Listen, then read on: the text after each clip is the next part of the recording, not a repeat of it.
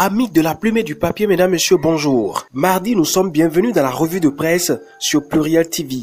Coronavirus, le Bénin enregistre 3 nouveaux cas. L'information est ce matin à la manchette du quotidien Pluriel. Le journal détaille que la courbe monte au jour le jour au Bénin et que ça fait peur. Depuis le début des cas de contamination, mon confrère annonce que Dame Saturnine Chaudaton a été emportée par la pandémie. Dans sa furie, une sage-femme de Lomel contracte également le virus. La maternité est pour le moment fermée et pulvérisée. Et les autres sages-femmes en quarantaine. Détaille mon confrère. Fraternité dans sa parution du jour donne des détails sur le premier cas de décès.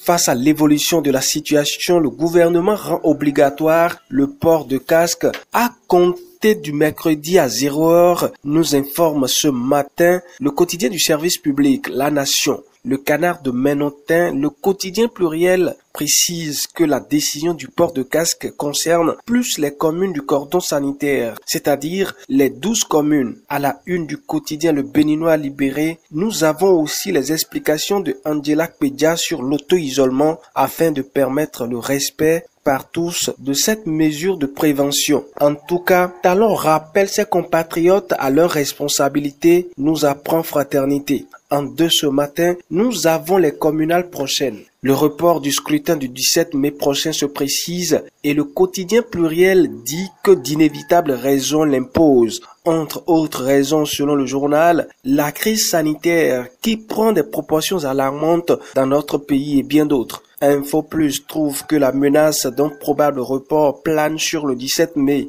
En attendant une décision officielle de report, Victor Onsrouvi de l'Union progressiste est vu en pole position par le quotidien Pluriel qui parle des chances de l'élection du candidat dans la commune de Comé. À Boïcon, le Béninois Libéré nous informe que le départ de Lucas Tropo met en souffrance l'Union progressiste. Mon confrère voit les pleurs de l'Union progressiste qui accuse Armand Gansset. Pendant ce temps, l'an 4 de Talon continue d'être passé au scanner. À la une du quotidien Djakbata ce matin, Albert Ayigbede estime que le président Talon est une chance pour le Bénin. Pour Noël Chadaré, dans les colonnes de Fraternité, il y a eu des acquis, mais le travailleur béninois reste pressuré. À la Nation de conclure que c'est le temps des récoltes. Finissons ce matin avec la manchette du quotidien Info Plus. Le journal analyse la démission du président d'honneur des Forces Coripoe Bénin émergent et met en manchette ce matin que Yahi sacrifie l'avenir de ses proches. Mon confrère cite Achade,